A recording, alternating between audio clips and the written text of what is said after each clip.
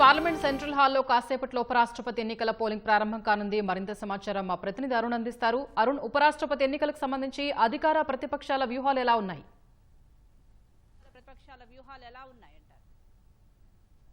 ఉపరాష్ట్రపతి ఎలక్షన్ కి సంబంధించిన పోలింగ్ మరి కాసేపట్లో ప్రారంభం కాబోతుంది. ఉదయం 10 గంటల నుంచి సాయంత్రం 5 గంటల వరకు ఈ పోలింగ్ ప్రక్రియ జరగబోతోంది. పోలింగ్ ప్రక్రియలో ప్రధానంగా ఎన్డీఏ కూటమి నుంచి సిపి రాధాకృష్ణన్, అదేవిధంగా ఎన్టీఆర్ కూటమి నుంచి మాజీ సుప్రీంకోర్టు న్యాయమూర్తి జస్టిస్ సుదర్శన్ రెడ్డి పోటీలో ఉన్నారు.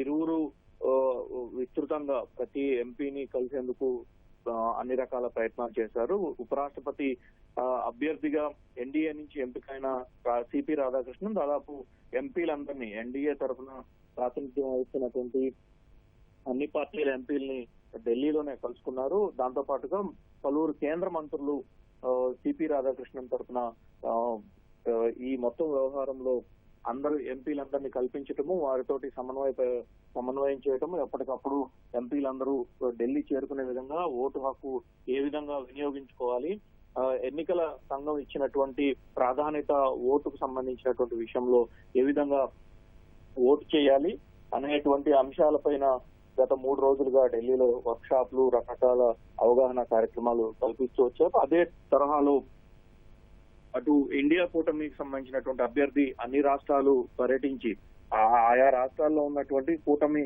సంబంధించినటువంటి ఎంపీలందరితో భేటీ అవటము, తనకు ఓటు వేయాలని చెప్పి కోరటం జరిగింది. దాంతో పాటుగా మొత్తం పార్లమెంట్ లో ప్రాతినిధ్యం వహిస్తున్నటువంటి ఎంపీలందరికీ జస్టిస్ సుదర్శన్ రెడ్డి ఒక లేఖ కూడా రాశారు.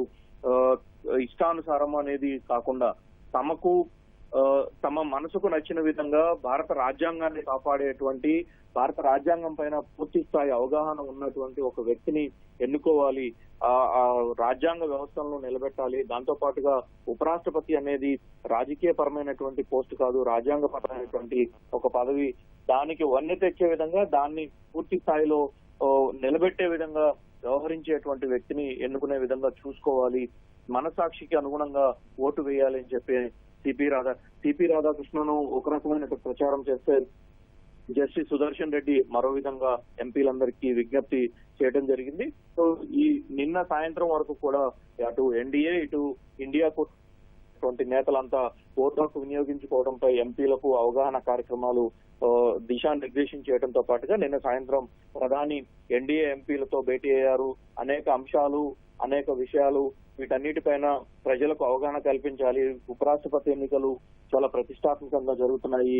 ఈ ఎన్నికలకు సంబంధించినటువంటి వ్యవహారంలో ప్రతి ఒక్కరూ బాధ్యతగా ఉండాలి అని చెప్పి, ప్రతి ఒక్కరికి దీనిపైన బాధ్యత ఉండాలి, దీనికి సంబంధించినటువంటి అన్ని విషయాలను ప్రజలకు చేరువ చేసే విధంగా ప్రయత్నించాలి అని చెప్పని దిశానిర్దేశం చేశారు. సో ఆ నేపథ్యంలో ఇప్పుడు వరకు ఉన్నటువంటి అన్ని రకాల సమాచారం ప్రకారం చూసుకుంటే ఉపరాష్ట్రపతి ఎన్నికలకు సంబంధించినటువంటి ప్రక్రియలో దాదాపు 771 మంది ఎంపీలు ఈ రోజు తమ ఓటు హక్కును వినియోగించుకోబోతున్నారు.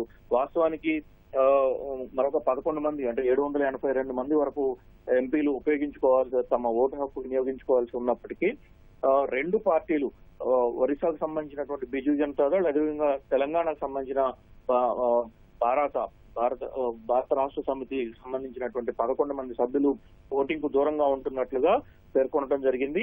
సో ఆ నేపథ్యంలో 771 మంది ఈ రోజు ఎంపీలు, అంటే లోక్సభ, రాజ్యసభ సభ్యులతో కూడినటువంటి ఎలక్టోరల్ కాలేజీ ఈ రోజు దీనికి హాజరవబోతోంది. ఈ 771 మందికి సంబంధించినటువంటి ఓట్లు ఈ రోజు సాయంత్రం వరకు వినియోగించుకోవాల్సి ఉంటుంది. ఇటు ఎన్డీఏ తరఫున, అటు ఇండియా కూటమి తరఫున కీలకమైనటువంటి నేతలే ఓటింగ్ ఏజెంట్లుగా కూర్చోబోతున్నారు. ఎన్డీఏ తరఫున కేంద్ర మంత్రులు కిరణ్ రిజిజు, రామ్మోహన్ నాయుడు ఇద్దరు ఓటింగ్ ఏజెంట్లుగా కూర్చోబోతున్నారు. వీరితో పాటుగా శివసేన షిండే వర్గానికి సంబంధించినటువంటి షిండే కొడుకే ఎంపీగా ఉన్నారు, ఆయన శ్రీకాంత్ షిండే ఓటింగ్ ఏజెంట్ గా కూర్చోబోతున్నారు. మరోవైపు కాంగ్రెస్ పార్టీ తరఫున మణికం ఠాకూర్ కూడా ఈ రోజు ఓటింగ్ ఏజెంట్ గా కూర్చొని ఓటింగ్ సరళి మొత్తాన్ని పరిశీలించి ఎట్టి పరిస్థితుల్లో గెలిచేందుకు ఉన్నటువంటి అవకాశాలన్నింటినీ చూసుకోబోతున్నారు. దాంతో పాటు ఈ రోజు జరిగేటువంటి ఓటింగ్ ప్రక్రియలో దాదాపు ఎన్డీఏకి సంబంధించినటువంటి అభ్యర్థికి 438 ఓట్ల వరకు రావడానికి ఆస్కారం కనిపిస్తా ఉంది.